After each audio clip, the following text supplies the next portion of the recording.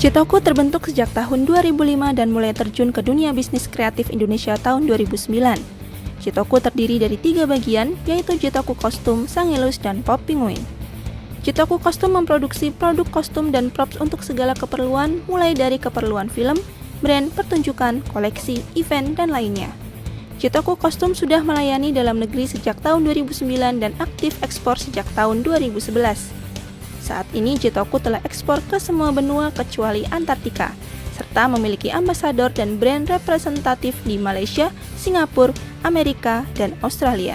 Sangilus merupakan sanggar ilustrasi di mana para ilustrator atau komikus baru bisa mencari pengalaman kerja di industri yang sebenarnya.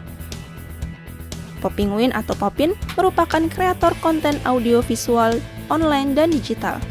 Popin memproduksi konten yang menarik untuk campaign dan berbagai hal lainnya, seperti web series, Insta Feedgram, konten Facebook Feedgram, dan lainnya. Tujuan didirikannya Jitoku adalah kita ingin mengangkat desain karakter dalam kisah-kisah kepahlawanan yang juga ikut mengangkat kearifan lokal budaya Indonesia. Superman misalnya, Superman dan Batman di luar negeri, tokoh-tokoh itu bisa menjadi legenda. Sedangkan di Indonesia yang konon katanya banyak mengandung unsur tradisi dan budaya legenda, kita sendiri tampaknya begitu pasif dan kurang aktif untuk memberdayakan budaya tersebut, sehingga saya pikir lambat laun dilibas oleh generasi, kondisi tersebut akan punah. Nah, tujuan kita membuat adalah kita ingin mengabadikan hal tersebut dengan kemasan yang lebih baru. Jitoku memproduksi dengan sistem pengolahan yang telah terstruktur dan quality control yang ketat. Selain itu, untuk produk kria, kami menekankan kemiripan desain, sehingga hasil jadinya persis seperti desain. Teknik visualizer ini yang jarang ada di tempat lain. Jitoku juga mengangkat potensi SDM lokal, sehingga semua bisa maju bersama-sama. Kemudian untuk ekspor produk, Jitoku sangat memperhatikan kualitas produk serta mutu pelayanan customer.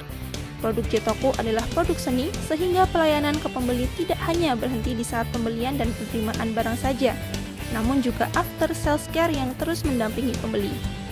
Hal ini yang kemudian membuat pembeli betah dan dekat dengan Jitoku secara personal. Selain itu, produsen yang mampu mendesain produk dengan tingkat kemiripan tinggi juga masih jarang, bahkan di Amerika sekalipun.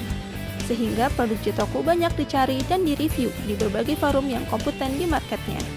Order yang diterima dari pihak penjualan dan pemasaran akan diproses langsung oleh tim produksi yang terdiri dari bagian desain, visualizer, dan produksi. Selama proses produksi, supervisor akan memeriksa kualitas produksi agar tidak terjadi kesalahan. Karena bila terjadi kesalahan, maka proses produksi harus diulang dari awal. Kemudian apabila barang telah jadi, maka akan dilakukan pemeriksaan dan proses foto produk sebelum dikirim ke pembeli yang telah melakukan pelunasan. Selama proses produksi, kami juga memberikan report berkala pada pemesan, agar pemesan ikut mengetahui proses produksi. Jitoku sudah memiliki perencanaan pengembangan yang dibuat dari akhir tahun 2015. Saat ini, rencana tersebut sedang melalui tahap riset dan tes market. Pengembangan usaha yang Jitoku rencanakan adalah inovasi produk dan perluasan pasar, seperti memproduksi toys dari karakter-karakter IP Indonesia yang populer, yaitu Shizuki, Gatot Kaca, Jenderal Pavli, dan sebagainya. Pasar ini memang bukan pasar yang jumlahnya massal. Karena itu, Jitoku lebih serius untuk memproduksinya secara eksklusif.